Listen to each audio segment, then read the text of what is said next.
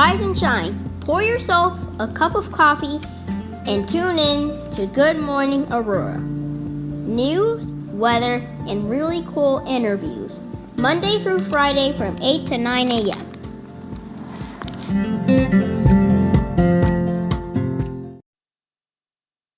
It's going to buzz. And All right. So, good morning, everybody. It is 10 o'clock a.m. It's Tuesday the 28th. Still a nice day outside. We have a great interview. For our listeners and our viewers, sir, let us know who you are and where you're from. My name is Keith Wheeler, and I am the state representative for the 50th District, and I live in Oswego. All right. Thanks for coming to Aurora. Not a far drive. Not at all. Give it a jump. I love Aurora. I grew up, Aurora's been the center of the universe for kids in the suburbs at my way forever. So, yeah, Aurora's where things are happening. Now, you grew up in Oswego? Yes. Okay, born and raised. Yes, sir. All right. Actually born in Aurora. Okay. Oh, very cool. See? Yeah. Now, how has Oswego changed from being young from your days of your youth to now? So, yeah, when I was a little kid, my grandma she passed away, but she had a farmhouse that we still have in the family that's right along Washington Street on the edge of town, what used to be the edge of town. Yeah. And it was so quiet that we could literally be like doing stuff in the street, and the cars would just kind of, oh, hi, Keith, say hi to your grandma for me, and then drive around you and keep going. And now there's literally 5 lanes wide of traffic in front of that very same house right now. So it's changed tremendously. The growth has gone from 3,000 to 6,000, I think it is now. Wow. Now, Oswego recently had a good number so Vet Fest happened in Oswego. That was really good. 4 blocks from my house. And then there's a new pavilion? Yes. That's what it is. Yeah, the mayor was very enthusiastic about putting something entertainment related for families kind of on the west side of town and take advantage of the park and ride that was built that never really got used the way people had hoped it would be used. Okay. And kind of made it multi-purpose now. So they had the Air Force band was there, I think, on Friday night last week. Right. So they're definitely putting more cultural events into that area, and for us it's great because we can hear the concerts from our driveway. The Starlighters, was that the name of the band? Yeah, I'm not sure. I didn't get to go to that. But I talked to the mayor on Sunday, and he was very happy with how it turned out. So, all right, yeah. Nice. So, grew up in Oswego. Growing up, what impact did your mom have in your life? Oh, tremendous impact. I mean, so my parents split when I was 7. So I lived that single mom program back in the 70s when it was difficult. I mean, she did a great job of keeping us in line and encouraging us to be our best, to do our best. So I went after everything I could in school for grades, for sports, and she was so supportive and corrected me when I was out of line, which moms should do. Right. Yeah. And I appreciate that now because as a parent, I look back to some of those memories and use those as guideposts on how to handle my own children. All right. So, what high school did you graduate from? I went to Oswego High School. Oswego High School. Okay. Yes, sir. What is your post-high school education? I have a degree in economics from the Liberal Arts and Sciences College at the University of Illinois at Urbana-Champaign. All right. Now, take me to Keith Wheeler as a youngster. Were you the kid who was, reading Reader's Digest and taking in world events, or were you riding the bike rider? Where did we start coming into politics and learning about very interesting civics? Let me think about that for a second, because I was kind of the kid who would go across the board there. We had we didn't have a lot of TV or electronics back then. That was kind of a hope or a wish. My family we didn't have a lot to spend in that category, so we did things outside. I spent the entire summer at the pool, which is a couple blocks from my house in Boulder Hill, and that was a great source of friends and social life at the time. And then the political world, I guess, kind of evolved because we knew everybody back then, so we all knew who the mayor of Oswego was. I mean, knew some of our county board members, and My parents were involved in some things that were political, Right. by virtue of the fact that they went to high school with some of the people that were holding office. So we kind of all knew each other, and Right. it was a natural thing. And a great friend of ours named Bob Davidson, who just recently was on the county board in Kendall County, he was the mayor of Yorkville when I was kind of coming through high school. So public service was something that I had, maybe learned a little bit about from him, and how to be passionate about it. And Right. that was another maybe milestone for me, that like, okay, if he can do that and he's successful and people respect the work he's doing and then he's leading, I can learn from that. I can, find my own path perhaps someday, Right. but with no path in mind. It wasn't as though I seeked the idea that, I'm going to drive my life toward holding a public office someday. It was kind of the other way around. What was your first job? My first job was for our family's excavating company, Oswego Excavating, Okay.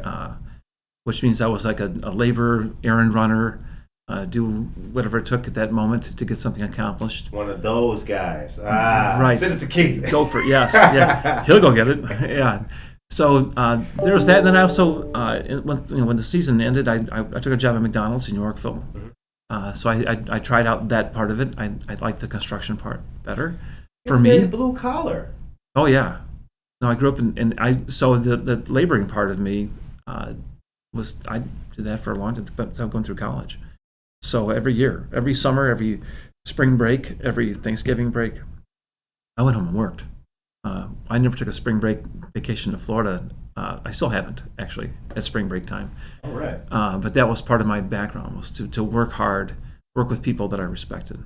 Do you feel that gives you not an edge, but do you feel that it gives you a strength to be able to communicate with folks at different levels, constituents, and what have you? Absolutely, because those people are the heart and soul of the 50th district. They are they're what make Illinois great in my mind. Are these hardworking people that support their families, that get up in the morning, they don't complain, they go to work. If you're in the construction industry, at least in my world of it, it was outdoors a lot of the time, almost all the time. Yeah. So you dealt with the weather, and you had to prepare for those things. And it didn't matter if it was 94 or just 4. You had to go get your job degrees. done. Yeah. Right, exactly. Yeah, that's right. So yeah, you learn how to overcome a lot of adversity with those things. And sometimes things aren't as the plan says, and you got to figure out how to accommodate that and overcome those obstacles. And that's just a great part of life. And those people, they do that every day. What is the 50th district? What's its boundaries? Okay, so on the north edge, it's the very western edge of St. Charles, going over into Campton Hills, and then kind of moving south around Elburn and Sugar Grove on the west, and then Geneva, Batavia on the east into North Aurora, and then it kind of gets to a meandering line when you get into the Aurora part of my district, which is part of the west side, going around West Aurora High School, Okay. and then kind of wandering back out toward Orchard Road and coming south into Montgomery, Oswego, and just parts of those. Well, most of Montgomery, a part of Oswego, most of Yorkville, and a small part of Plano, and circle back north to Sugar Grove. That's the gist of it. Now, there's so it's Kane County, but there's also part of Kendall County? Yeah, it's about 2/3 in Kane County and 1/3 in Kendall County. Okay, all right. Is what's the difference between, or are you able to sense the difference between Kane County folks and Kendall County folks from your vantage point? To a degree. I mean, so the people, the constituents to me are very similar. They don't necessarily identify themselves by a county or even by a city. They're, Sure. I like to, when I describe my district to people in Springfield, I tell them it's where farm ground meets suburbia. Oh. Okay. And we have a little urban flavor in Aurora, which is great because I get to then work with everybody from the Farm Bureau to the second largest city in the state. Right. And that to me is a great cross section of Illinois. Okay. How did you? What was the journey to becoming state representative? Okay, so after college, actually during college, I started doing IT work, and then I formed a company that does IT services for companies, small companies primarily, smaller government agencies. And I built that after college, and then I got involved with some issues within government because sometimes government gets in the way of how we do business. You don't say. I know it may be a stunner to people, but that's a reality that I've learned to face. Right. So I got involved with a group called NFIB. That's the National Federation of Independent Business. That's the largest small business advocacy organization in the country. And there's about, I think, 11,000 member businesses in the state of Illinois. And as I got more active within what NFIB was doing, I was selected to be part of their leadership councils, like a board of directors. And then I went to Springfield and lobbied twice a year. And I learned that I could advocate pretty well for positions regarding small business, but I also realized that maybe more small business flavor right in Springfield itself, representing the people on the floor. So that kind of kindled a little spirit in me that maybe I could participate, maybe I could help in that regard. And I ran for office in 2010, didn't win. Got a very good education on the process. And then in 2014, ran again. This time was an open seat, wasn't running against an incumbent, which makes it an easier playing field. Right. And won a 4-way primary with 3 people that are all great candidates besides me, and we got in. So that's how that's the short version of point A to point B on that. But it was quite a process. And I want to say this about that. I don't agree, and none of us agree with everybody else's positions on everything. Sure. But I respect everyone who is willing to put their name on a ballot. And what that puts your family through, and what that puts your own personal calendar and your efforts and even your resources through, because it's a true commitment if you're going to actually give it a real effort. And I respect everybody who is willing to get in the arena that way. When as a Aurora and as just a citizen, to your point, you're right. People are passionate about their issues. So they're taking that time it is a big step to try to advocate for something. And from the outside looking in, it seems like it can be daunting. Seems like a lot to it. So my question is, when you ran in 2010 and did not win, what did that feel like, and what did you learn? That was a hard pill to swallow, because no one runs to lose. Right. I ran at that point more out of frustration with Springfield than I was running against a person in my local area. Okay. So I felt like I was doing the right thing, maybe the wrong way at the wrong time. So, but I learned a tremendous amount from it, and I respect the people that were on the ballot at that time. I don't love everything that was said. No one's going to in this, but that's what's hard about this. It's a challenge to know that when you take that step and you turn those petitions in, that you're kind of fair game, and people can say things that may not be 100% accurate or even partially accurate, right. And that may hurt the feelings of your family, especially your spouse. I think that we need to take special care of our spouses when we go through these processes, because they take it very personally, and I understand why. They love you and they're supporting you and they want to protect you, but you're in a situation where you're probably going to take a couple of arrows, and right. You have to be ready and prepared for how to deal with that. Some thicker skin comes along with that part of it. Okay, so now you are in 2014 when you won. Right. What was the issue at the time, 2014, that you wanted to solve? What was the workload, I guess, like, for lack of a better term? So, and there's still a great deal of what drives me. I was asked very directly by a fellow office holder when I called him and said, I'm interested in running. He said, okay, I want to know right now, what's your plan? And I just blurted out, I want to create more Illinois jobs for Illinois families. Our economy had come out of the recession after the housing bubble burst. We were still very slow compared to our neighboring states and the rest of the country in our economic growth. We had news that Caterpillar was going to be leaving the Montgomery plant at some point in time. Right. So if I stand on the roof of my house, I can see the entire Montgomery plant. So that's how close I live to it. I have high school friends, classmates, who spent their careers working there. Right. my family, my mom's side, moved to this area because my grandfather got a job in that plant, and my aunt worked there as well. So I have some sentimental feelings that go along with the Caterpillar plant that's there, but also knowing full well that thousands of my neighbors depend on the income and the stability of a job that comes from there was going to be leaving. So what do we do? What policies do we need to enact in Springfield that will give us an opportunity to revive that facility in another way, to give those families another shot without having to move, of being able to work in our area and support their families that way? So Illinois Jobs for Illinois Families was really the centerpiece of what we were trying to accomplish.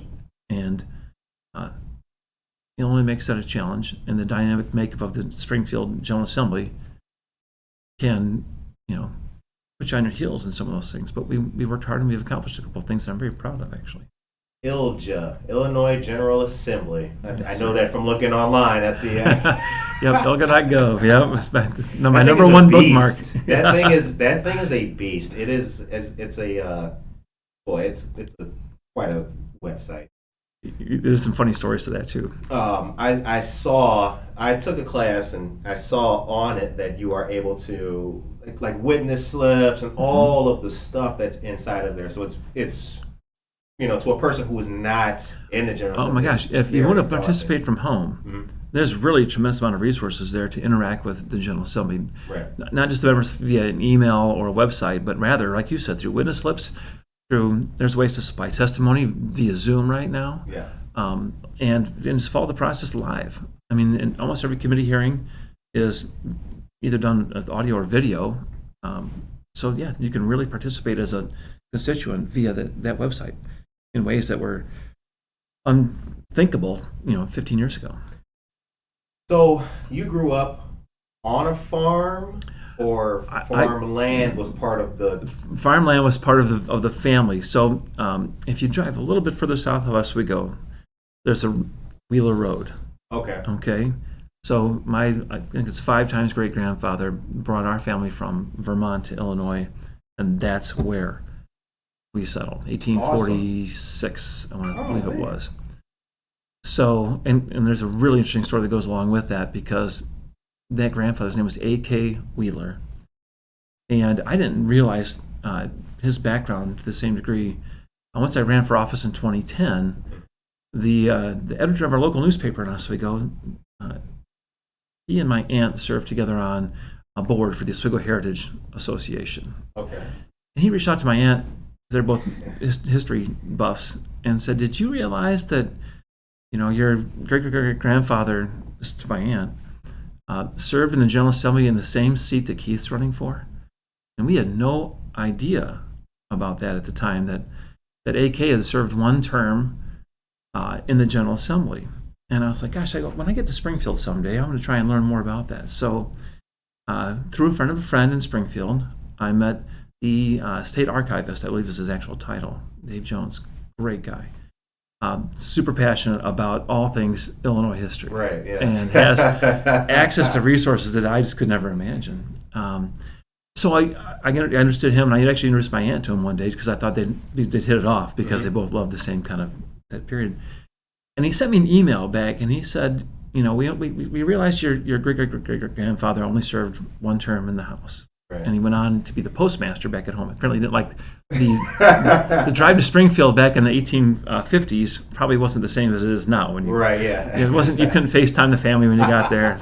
You're gone for a while. Selfies along the way. Yeah, not happening, right? So what he told me was, he goes, if you look back in the journal for 1855, the Illinois House Journal, which is really, a very thick book. I actually have a copy of it for the first 4 months of the session. It goes through every single vote that happens. He goes, so Keith, we look back in there, and the most exciting thing that happened in 1855 was a vote that the General Assembly took as a whole.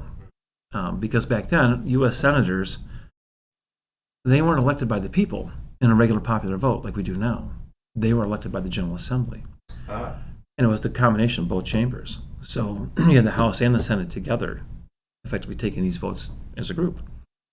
And he said, so in 1855, a gentleman named Abraham Lincoln was really looking to run and win a spot in the U.S. Senate. and he was the odds-on favorite at the outset of this campaign. So he said that, well, I said, I'm like, oh gosh, I hope you voted right, kind of a thing, because I don't know what he's going to tell me next. And he said it took 10 ballots that year to determine a U.S. Senator from Illinois. And on the first 8 ballots, my great-great-great-grandfather was with Abraham Lincoln, as a voting for Lincoln on the first 8. And there were like maybe a dozen different people were on the ballot and had gotten votes throughout this process. And one of them was the current incumbent senator was part of that.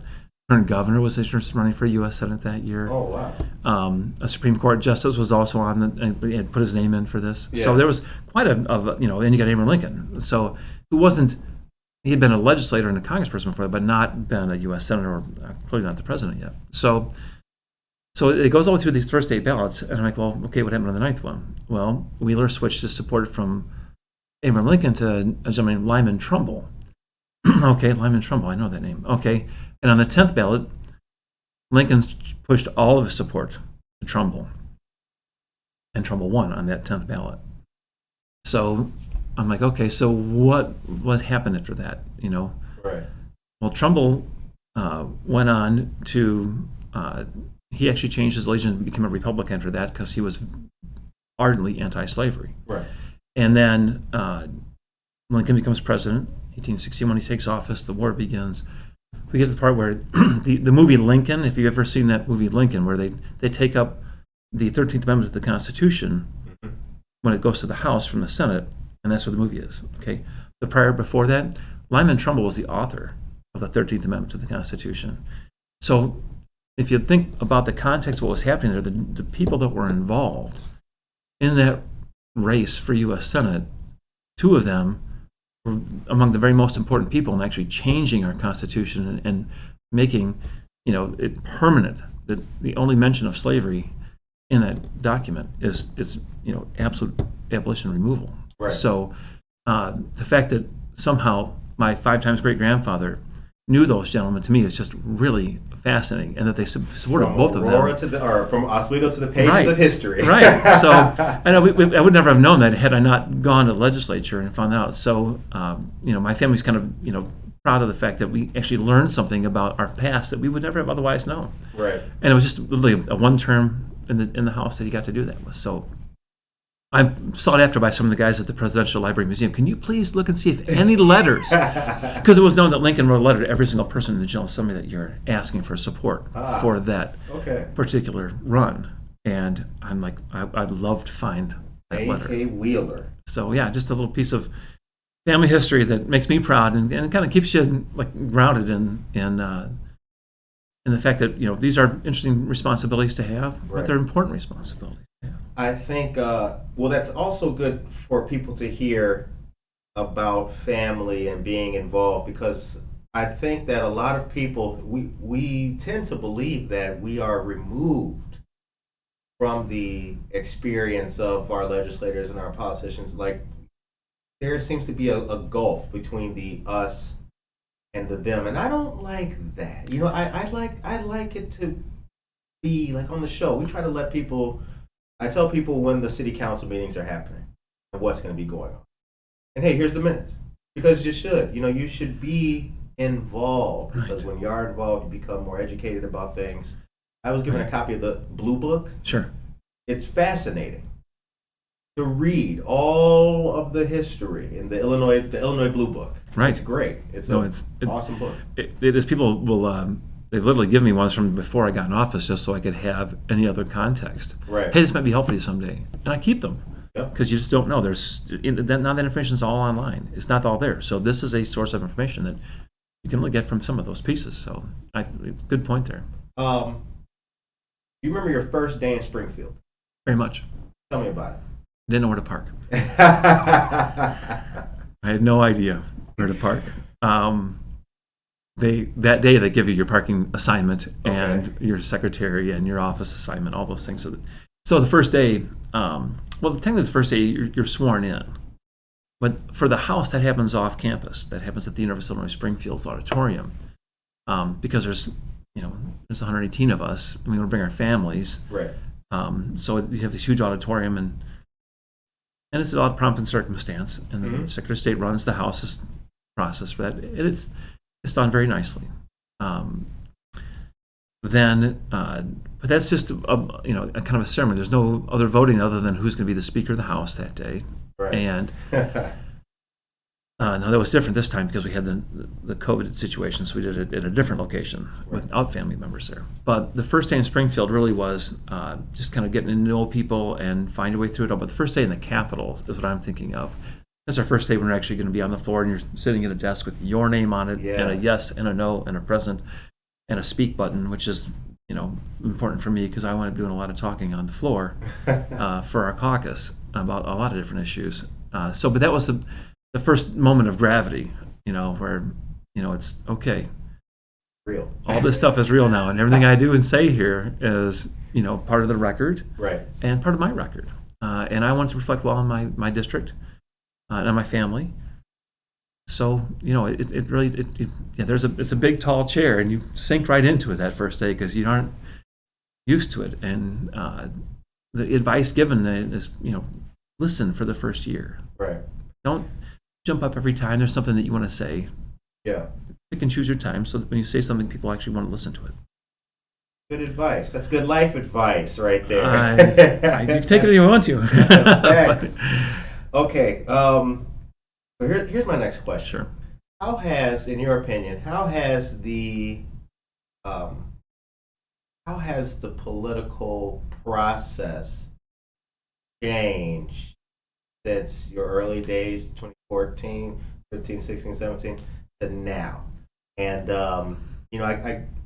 I've never been to the state capitol before. Oh, I invite you to come. So if it's different from like the national level, tell us what you think. Sure. I wish I knew about the national level, so I'm going to just kind of put it in my context. I've been there. I've lobbied legislators in the U.S. Capitol several times, but not to the point where I understand the process from how it flows from the beginning when people are submitting bills to when we have to get to the finish line and a budget has to get done. Right. So in the early days for me, I came in the same year that Ron was elected. Okay.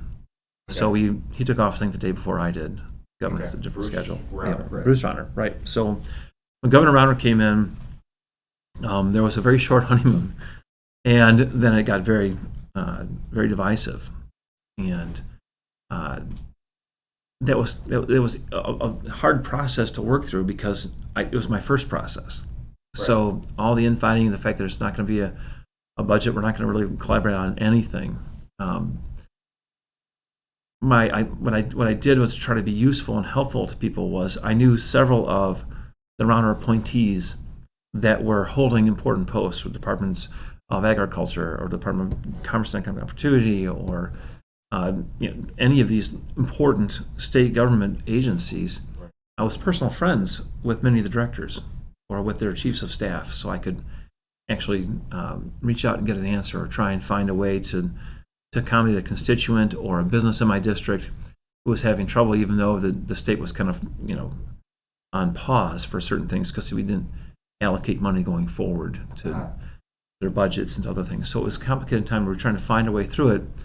And at the same time, try and find a way to strike a balance that would help my friends in the Democratic leadership in the chambers see a path forward with Governor Rauner to accommodate what his goal was. He didn't want to raise income taxes without having some reforms that would kind of offset those tax increases. Right. And there was just a push back and forth. We never got to that part. I played a role in trying to get there, but then things changed at the end and of that process before we got that finished, which I think was kind of a shame. I think we were pretty close to finishing a few important things. At the same time, once I got my feet underneath me, I could kind of see how to help on certain things where I had some expertise or where I had some passion. So let's talk about that Illinois Jobs for Illinois Families concept. That was really my motivation and my passion. The EDGE tax credit program had, due to this impasse, had effectively lapsed. It had sunsetted, and it didn't exist anymore. So people could not apply for these tax credits, which were long-term job hiring tax credits. Right. So if you hire someone, then you get to get a tax credit for at that time, all of their state income tax withheld. So at the time, the chairman of the revenue committee came to me and our spokesman. He knew that I was involved in that process, so not that I was the person he should have gone to first. Mm-hmm. But it was interesting because he came to me on the floor and said, "What do you guys? If we redo Edge, what do you want?" And I just blurted out 5 things that were all changes to the Edge program that I thought would make it better, not only for the companies who are trying to hire people, but also for the state, as far as what we'd get out of the deal. Right. And they took 4 of the 5. I'm like, well, that's fantastic. Let's pass this right now. Yeah. Let's agree to that. Went back and forth with the governor's office. They wanted that 5th thing badly. I'm like, I tried this way, I tried that way. I reached out to people that knew Madigan better than I did, reached people who knew, Senate President better than I did, and just tried to help it along. And I said, I'm stymied here, can't do it. So I called their Dirk and I'm like, they're going to pull this deal if we don't take it. And I think for the sake of the people who'd be hired and their families, we need to take the deal. Right. And I said, it's going to frustrate the governor's office. They're not going to be thrilled about this. But I think we should take the deal. He said, Keith, use your best judgment. Remember, I'm only my 2nd term at this point in time. So it's part of the process of coming out of the impasse and into what can we do. Right. And so I went to the sponsor of the bill, the chairman of the revenue committee. I said, okay, let's do it. I said, I'll get enough Republican votes to pass this thing. Right. With whatever you can bring. So we gave some glowing speeches about this, the changes to the program, how it was going to impact real people and their children and their neighborhoods and their communities. And it passed like 102 to 5, which was great. So, and I got some grief from my friends in the governor's office about, hey, that wasn't what we asked for. I'm like, we're doing the best we can. We veto it. And you have a role in this. They're not going to veto that. Right. And at the end of the day, it was the right thing to do. Thousands of jobs come to Illinois using that new program. The then Governor Rauner's reelection team used it as their #1 economic development victory. Right? So at the same time, everybody got something out of that, whether they wanted it at the time or not. Yeah. But that was an example of how to work through that, in my opinion. Okay, it was still pretty divisive at the time, but we had to accomplish some things.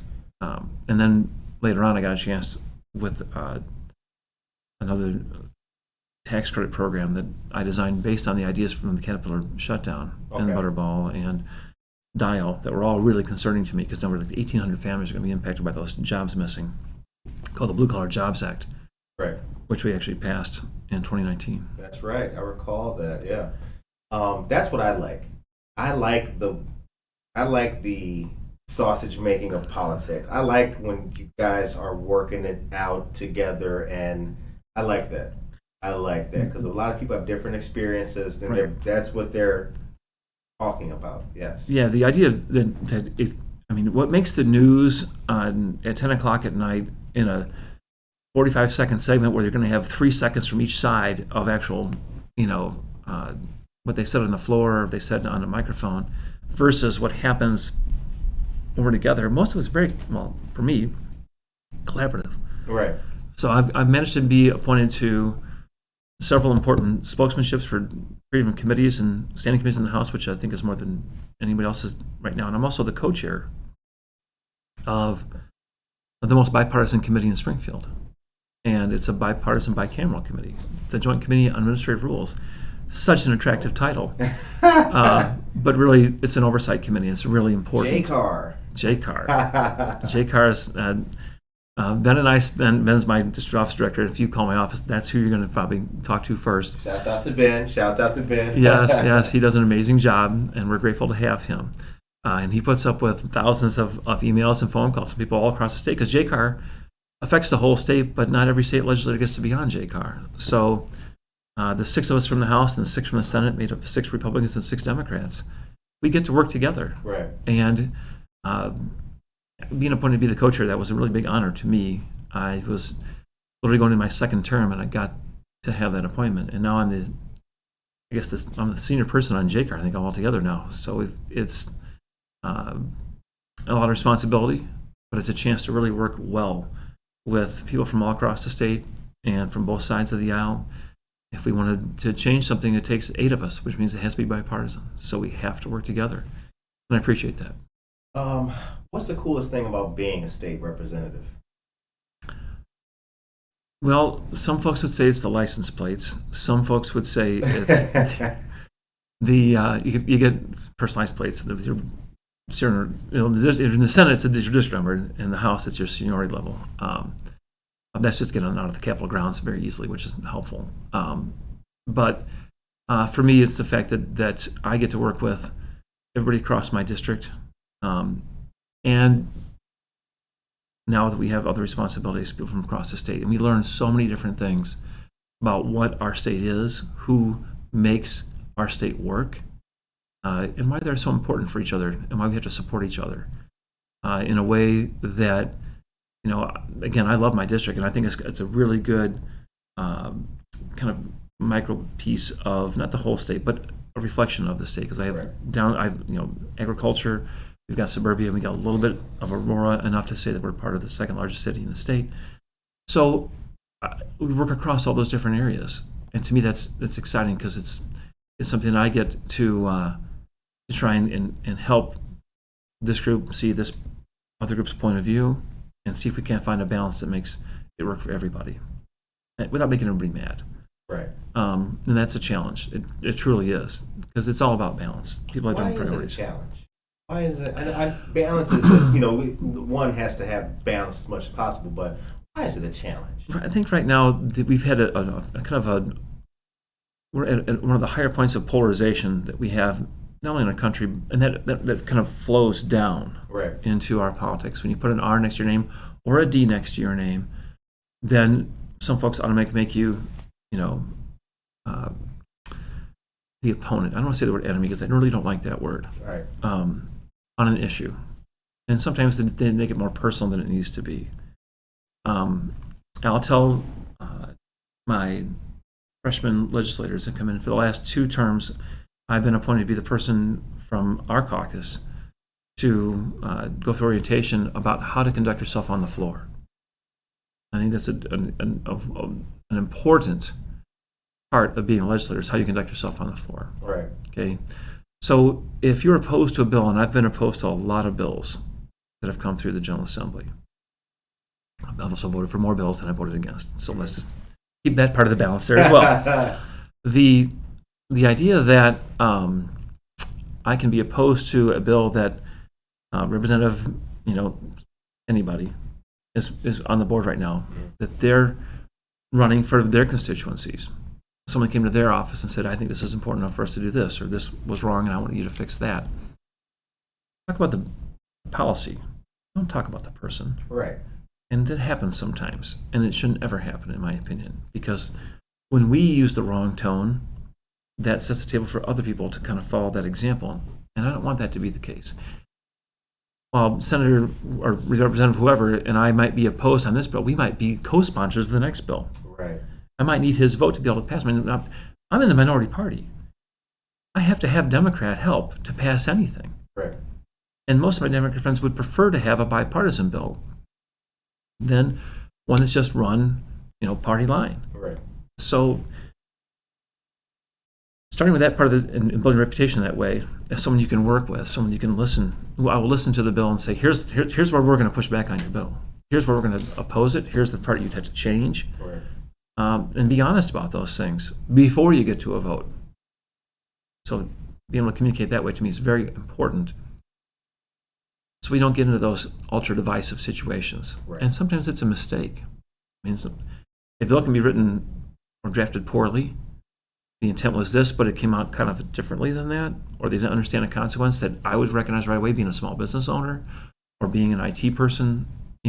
All those things can have unintended consequences, and trying to solve those before we get into a battle on the floor or pitting interest group against interest group.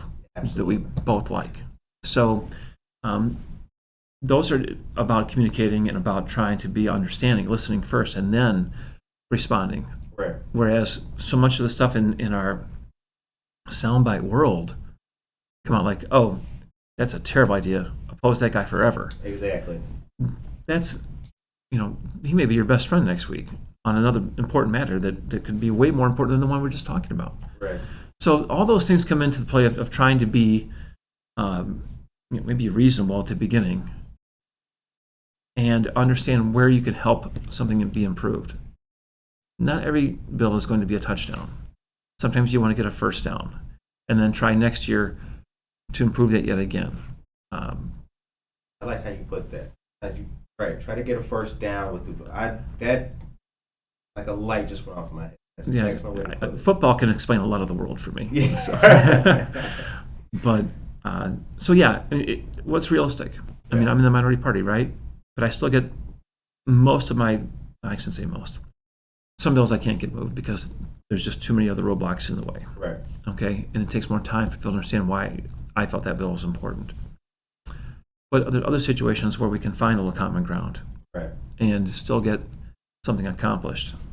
And I take a lot of pride in that. I had the opportunity to interview Sheriff Ron Hain, which was my second interview with him, and then State's Attorney Jamie Mosser, which was our third at that time. But this is when the police reform bill was not yet passed. Okay. But anyway, there was a lot of consternation about it here in the community, so I had them on to explain and go through the bill. Most of the people who are upset about an issue or bill, unfortunately, people don't speak legalese.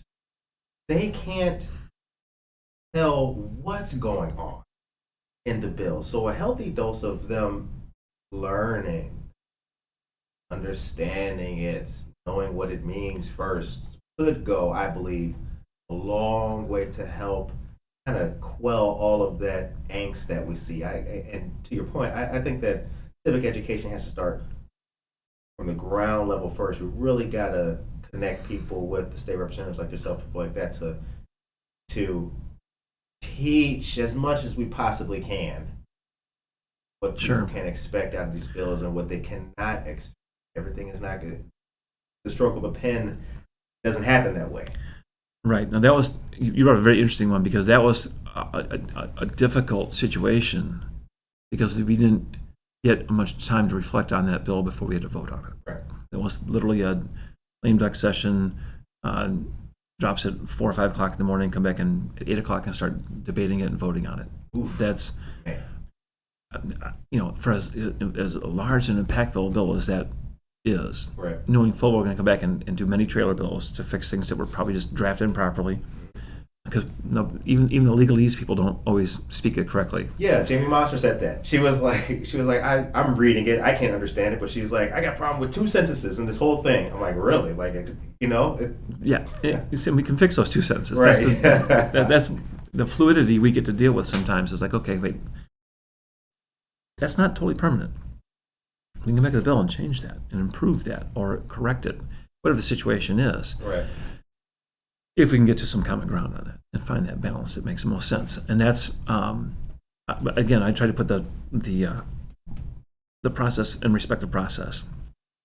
Sometimes politically that doesn't get to happen. And that's frustrating because people come back and say, why didn't you ask for this? I'm like, I wasn't in the room. Yeah, the bill went right to the floor. We didn't have a committee meeting on it. We didn't even have a committee hearing on that bill. Yeah. And I say that because I'm the spokesman of the executive committee, which is kind of an obtuse name for a committee. What are you executing? Sounds very nebulous, right? It is nebulous because it's where all the really difficult bills land there. It's even like the budget RoboCop sometimes OCP. lands there. You're like, oh, what? So I get to be usually the first one to debate all those. Okay. And that one we didn't even have a debate on that at the committee level. So not a real one, not in the final version. Right. So, but again, we're always going to be frustrated with the process when it's not perfect and thoughtful, and you don't get a little say in it because we all want to have that as legislators. So, from a loss in 2010 to JCAR, heck of a story. What's next for Mr. Keith Wheeler and the 50th District? Well, the next thing on the list is we got veto session coming up in at least the last 2 weeks of October. So we'll be down in Springfield, and we have a JCAR meeting on the 19th. I believe that's the first day of veto session. I understand that we'll be taking up the congressional redistricting will happen over those 2 weeks. Right. That hasn't been the most transparent process either, but that's. I would love us to revisit how we draw our congressional and district maps in Illinois going forward, but that's been the subject of lots of discussions. We just haven't changed our it yet. Mayor released a statement on it not too long ago. Well, that was about the census. And the census has huge impact on that. Yeah, true. yeah, it was about the census. Yeah, did we get undercounted in Aurora? Good question. Right. Important question. Yep. So, yeah, I mean, there's that part we'll take up in Springfield in veto session. I'm told there's several other bills we're going to try and do and get in front of some things from the spring to try and have a lighter spring calendar is the intention from the Speaker and the Senate President that I've gotten so far. A lighter spring calendar? Yes. Okay, that means, what does that mean exactly? It means that we'll probably try and finish a little earlier than usual because the primary got moved from April to the end of June. Okay. And they don't necessarily want people voting in the middle of that particular primary process. So that's and I want to get that from the news. Well, I appreciate both those gentlemen very much. I've not had direct conversation with either one of them about that yet. Got it. All right. So besides Good Morning Aurora, the second largest city's first daily news podcast, what do you listen to on your daily grind? Are you a music guy? Sure. Got some Journey playing at the office? What do we do? So let's put it this way. I love going to concerts. And we've gone across the board. My favorite band growing up and still is U2. Okay. Who I've seen around 40 times in concert. Right. So my wife's a big country person, so I go to a lot of country shows. We're going to go see Thomas Rhett in St. Louis this weekend because that show got moved twice from COVID. So we're going to go. So we'll go see some live music. In the car, I spend most of the time on the phone. Right. If I get to listen to a podcast, I try to keep up on my IT world I'm responsible for. So I do some of that way. But I enjoy a lot of things. My go-to is usually a phone call to my wife when I get a chance because that's I don't get to spend as much time with her as I'd like to. So I try to prioritize that. Well said, sir. Thank you. The show ends on a positive note. What is your message for the people of Aurora and the 50th District today? Okay, what a great question to end with. My message to the people of Aurora is I am so proud of what you've done in these last few years, going through some real adversity. The people of Aurora and the leadership in the city of Aurora, I really, really appreciate how they've conducted themselves, how they've handled things. And I'll say how they've included folks who want to be supportive in that process. And I'm one of those people. So Mayor Irvin and I have a great relationship. I really like working with him. I really love working with Chief Zeman, and now Chief Cross and I are going to get to know each other better. That's right, yeah. So, while I didn't grow up in Aurora, I was born in Aurora, but I get to spend time more in Aurora now, understanding Aurora's needs, how we can be helpful in Springfield to accommodate those things. But Aurora's on the upswing now. I feel great about Aurora. I really, really do. And maybe part of that for me started, I sort of a year as the board chairman for the Aurora Chamber of Commerce, which gave me a little more insight into all the beautiful things that are happening. This is a few years ago now, but you could see how the groundwork had been laid and how it's expanding and it's breathing and it's building. And so I'm really grateful to be a part of the folks that get to represent Aurora and get to support Aurora. So I'm excited about Aurora. Good stuff. All right. Well, on behalf of Good Morning Aurora, sir, we appreciate you coming in and taking some time to sit and tell us about life as a state representative. Well, I appreciate it. Very much appreciated. I enjoyed every minute of it. Thank you so much. Yeah. All of you listeners out there, we appreciate State Representative Keith Wheeler's time. Get to know him. Oh, actually, let me. How can people find out your office? You got Facebook and social media? Yeah, Facebook. There's a State Representative Keith Wheeler page on Facebook. We have a repkeithwheeler.com as our website on the state side, and you can call us at the office at 630-345-3464. Right. Love you guys. Have a great day out there and tune in tomorrow for another great show. Easy.